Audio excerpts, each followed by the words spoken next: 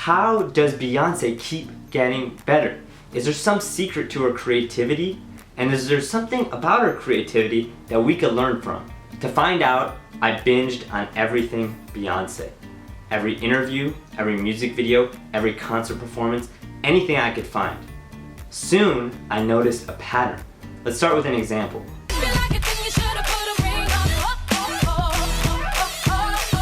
But here's what most people, including myself, didn't realize. Single Ladies comes from 1969, when Bob Fosse debuted a dance on the Ed Sullivan Show. When I first saw this, I was surprised, but I was like, nah, it must be a one-off incident. Beyonce can't copy and paste like this. But I felt the same way when I saw her Billboard Music Award performance. Ladies, our revolution has begun. Girls, who run this mother? Yeah. People applauded her exotic dancing and epic visuals, but those epic visuals happened a year earlier in Italy from pop singer Lorella Cuccarini. And those dance moves are from Mozambique, from a dance crew called Tofu Tofu. On her newest album, Lemonade, Beyonce does it again. She's walking down the street in a flowery dress before violently smashing a car window. But in 1997, we saw a Swiss artist do the same thing. And some critics have written her off because of this. Beyonce accused of ripping off her Billboard Awards performance. Now to the accusations that Beyonce may have stolen her moves. It's called originality. You should try it sometime. That's for you, Beyonce. But here's where I realize those critics are dead wrong. Beyonce's process isn't so much copy and paste.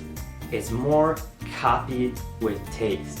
And I don't mean to be cheesy, but if you peel back the partition on this flawless diva, you'll find a bookworm. That's how Beyonce is able to find ideas from the streets of Mozambique to the stages of Italy.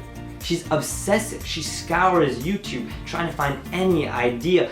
I saw this YouTube clip maybe about a year ago, and I held on to that, locked it away in my memory bank, and I said, okay, for my next project, when I do up-tempos, that's how I want to dance. She even attends shows with that very idea in mind.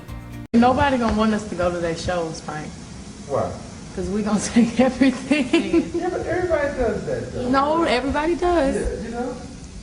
But it is gonna be fresh. But we go and meet everybody and say, hey, great show, and then still it. Critics who dismiss Beyonce as unoriginal kind of miss the point.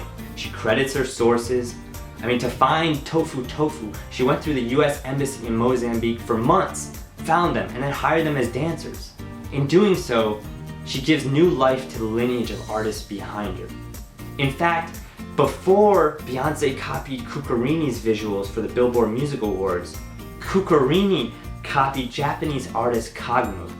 So if Cuccarini didn't adapt Kagmu's work a year before, then Beyonce may never have created the performance that was Run the World. It's the same story with Single Ladies, and this blew my mind, because the most interesting nuance about that is how Beyonce discovered the Bob Fosse dance to make Single Ladies. It wasn't by digging through the 1960s archives of the Ed Sullivan Show.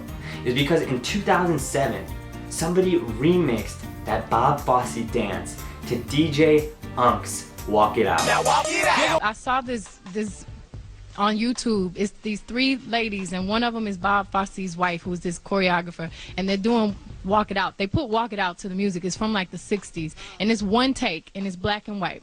And I thought, wow, how amazing would that be now?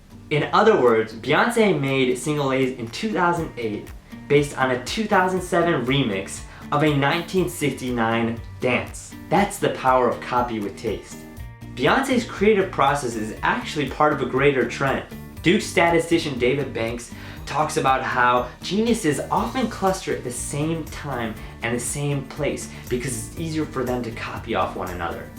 Elizabethan London brought us William Shakespeare, Christopher Marlowe, Thomas Nash, and other prolific playwrights. I mean, Shakespeare copied from so many people that critics claimed he wasn't even a real person, but a pen name for 4 contributing authors.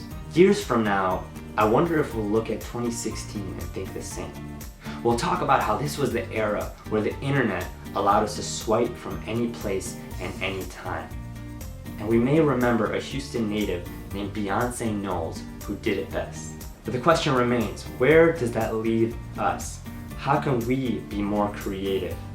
I learned from Beyonce that it's more about looking back at the stars who came before you, looking at those who differ from you.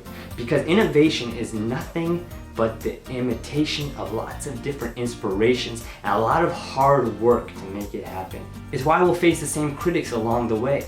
They may call us knockoffs, but it's how all the greats start off. Beyonce was once called the Diana Ross of her generation. But today, she's not the Diana Ross of our generation. She's the Beyonce of our generation. So who's the you of your generation? Thanks so much for watching. Huge shout out to everyone who helped with this video. If you liked it, it would mean a lot if you could share, and check us out on everyvowel.com where we have new posts every Monday.